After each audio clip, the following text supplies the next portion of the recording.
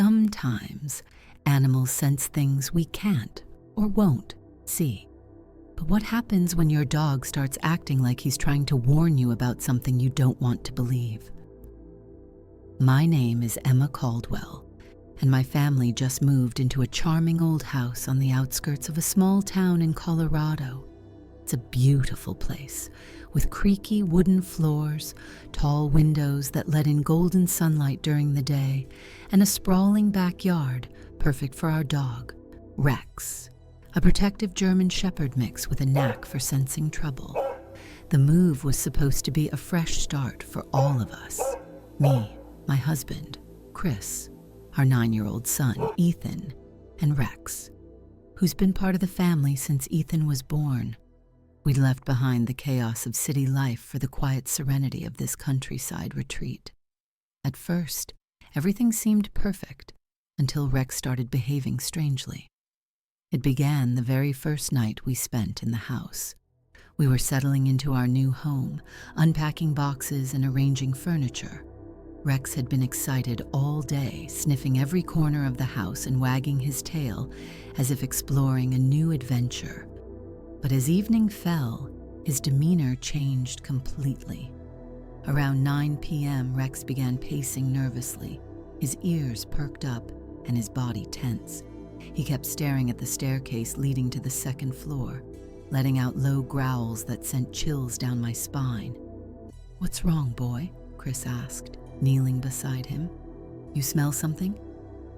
Rex didn't respond.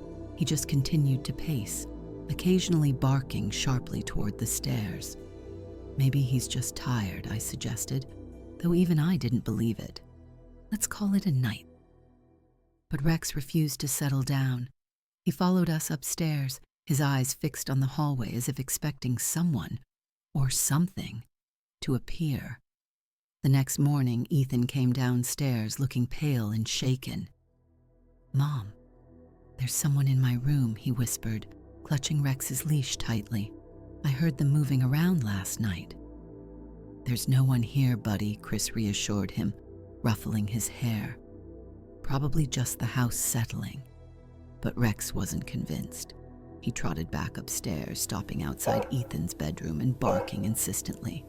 When we entered the room, everything looked normal, except for the window, which was wide open despite being locked the night before.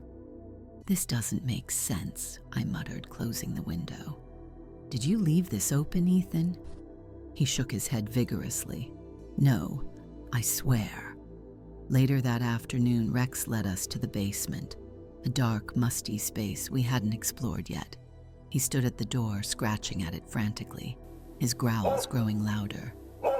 All right, Chris said, grabbing a flashlight. "Let's see what's got you so worked up."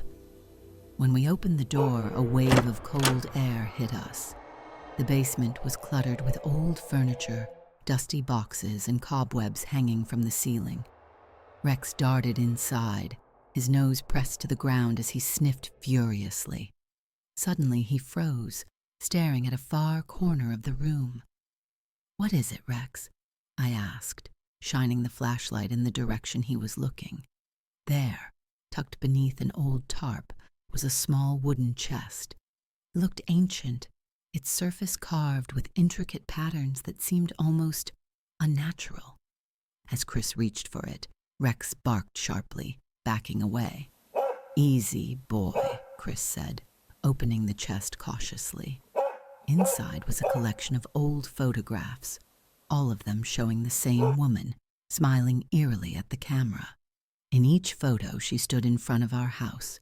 That night, none of us could sleep. Around midnight, Rex began barking again, this time more urgently than before. He raced to Ethan's room, scratching at the door until we followed him inside. The room was freezing, the air thick and heavy. Rex stood rigid, his eyes fixed on Ethan's bed. Slowly, I turned to look and froze.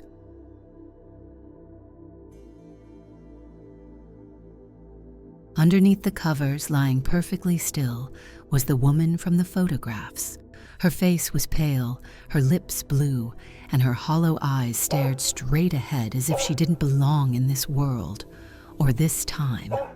"Mom!" Ethan screamed, clutching my arm. Before I could react, the woman sat up, her movements jerky and unnatural. She smiled, a slow, chilling grin that made my blood run cold. Then, just as quickly as she appeared, she vanished.